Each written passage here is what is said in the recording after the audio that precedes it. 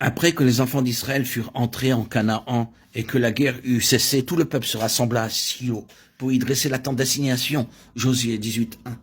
Élie, le souverain sacrificateur, était vieux et ses deux fils étaient pervers. Ils ne connaissaient pas Dieu et cependant ils servaient comme prêtres.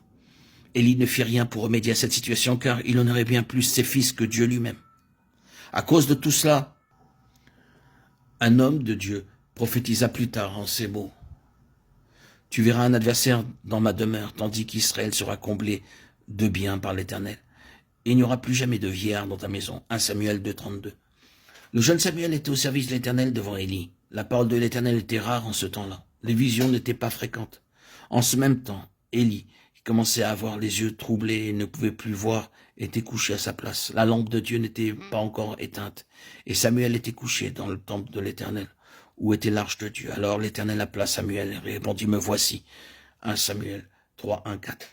Dans le sanctuaire de Dieu, la lampe placée devant l'arche n'était pas encore éteinte. Cependant, vu de l'extérieur, l'aspect de la tente semblait inchangé et ne laissait pas supposer que Dieu allait bientôt se retirer de ce lieu. Ce fut aussi à ce moment-là que Dieu appela Samuel au lieu d'Élie. Il ne donna pas sa parole à Élie, mais à Samuel. Il mit Élie de côté et choisit l'enfant Samuel. Il l'établit comme prophète en Israël, 1 Samuel 3:20. Quelque temps après, l'arche fut retirée de la tente qui était à Shilo. Cela est relaté dans 1 Samuel 4:3. Le peuple rentra au camp et les anciens d'Israël dirent « Pourquoi l'Éternel nous a-t-il laissé battre aujourd'hui par les Philistins? Allons, cherchons à Shilo, l'arche de l'alliance de l'Éternel, qu'elle vienne au milieu de nous et qu'elle nous délivre de la main de nos ennemis. » Le peuple d'Israël était engagé dans une bataille avec les Philistins et il pensait que si seulement l'arche pouvait être apportée au milieu d'eux, ils seraient victorieux. C'est pourquoi l'arche fut retirée de la tente de Dieu à Shilo et emmenée sur le champ de bataille. Lorsque l'arche arriva dans le camp, tout Israël poussa de grands cris de joie. 1 Samuel 14:5. Nous voyons ainsi que dans les temps de difficulté, le peuple pensait bénéficier de quelques avantages en possédant l'arche, mais en définitive, même l'arche fut prise. Ils supposaient qu'en ayant l'arche avec eux, Dieu serait tenu de les aider, car pouvait-il les abandonner? Cependant, Dieu n'agit pas selon leur attente. Il permit leur défaite et même la prise de l'arche par leur ennemi. 1 Samuel 4:10-11. Oh, combien importante est cette question.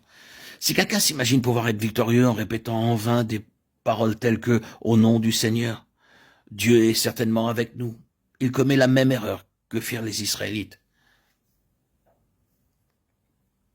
La nation d'Israël fut battue par les Philistins parce qu'ils avaient oublié de régler la question de leur péché. Ils ne s'étaient pas souvenus que tant que leur péché n'était pas réglé, ils ne pourraient jamais être victorieux. Ils ignoraient leur état de rébellion à l'égard de Dieu, tandis qu'ils rêvaient à la victoire en apportant l'arche au milieu d'eux. Ils se trompaient de façon tragique. Nul ne peut avoir recours à l'arche de cette façon.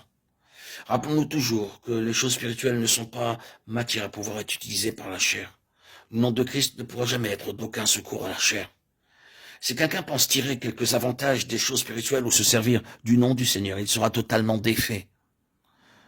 Ne sachant pas que la gloire du Seigneur s'était déjà retirée, le peuple d'Israël pensait pouvoir se servir de l'arche de Dieu. Dieu, toutefois, permit que son arche soit prise.